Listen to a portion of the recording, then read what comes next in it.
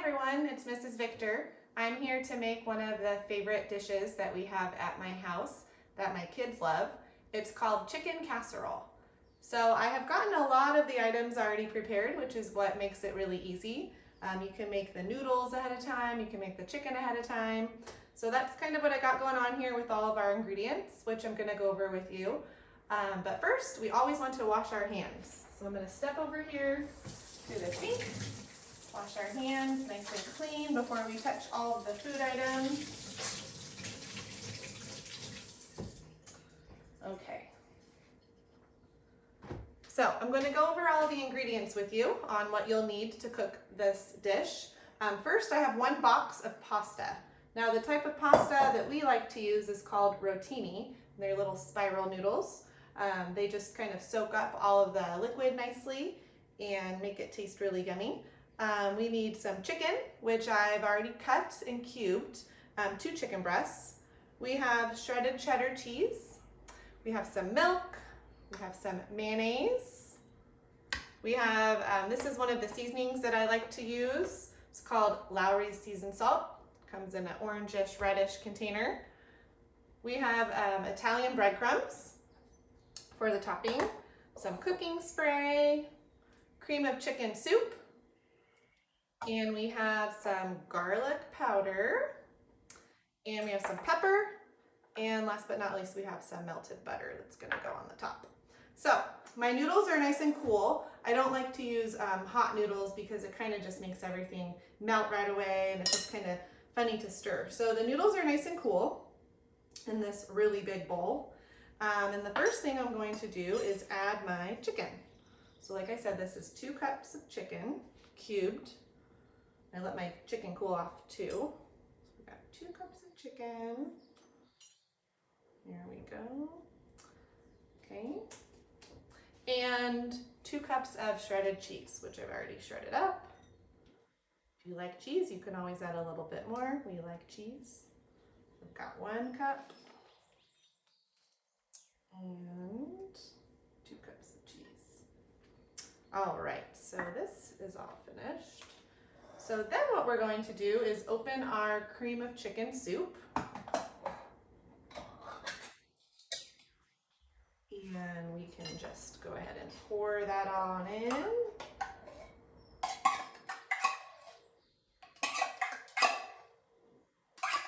Okay, all the extra. And I put half a cup of milk, but usually when I make this recipe, I just eyeball everything. So what I like to do, a little trick, is just pour the milk in half of the can. There we go. Just go ahead and pour that in so it can get kind of creamy.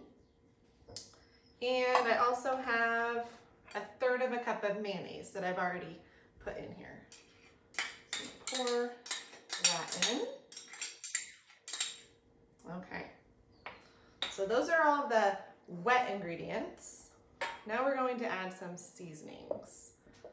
So we're going to do about a teaspoon of my Lowry's seasoned salt. You can just kind of sprinkle that on top. And we're going to do a teaspoon of garlic powder. Let's look. There we go. Sprinkle that on top. Add some flavor. And a 1/2 teaspoon of pepper. 1/2 teaspoon of pepper. Now sometimes kids say, ooh, I don't like pepper, or ooh, I don't like that. But the rule at my house is you don't know if you like it unless you try it. And sometimes if you try it, you might like it. So there's all of our seasonings. Okay, so now this is kind of the tricky part. This is when you get to stir it all up. Sometimes we get kind of messy. But the hard part is just keeping it in the bowl. So we are going to stir this all up. Okay, and it takes a little bit of time because you want to make sure that you get all the cheese and all of the cream of chicken and all of the mayo evenly distributed in all of this pasta. Stir it up. You can already smell it. It smells so good. And normally when we make this dish, we might make a little bit of garlic bread on the side. but my kids love this. We have it at least about once a week. And sometimes if you want, we're going to be putting it into a big dish, but sometimes I put half of it for dinner one night, and then I put half of it in a different dish, and you can put it in the freezer and have it a couple weeks later. So that makes it really easy. You can cook things ahead of time, especially if you have busy parents at home.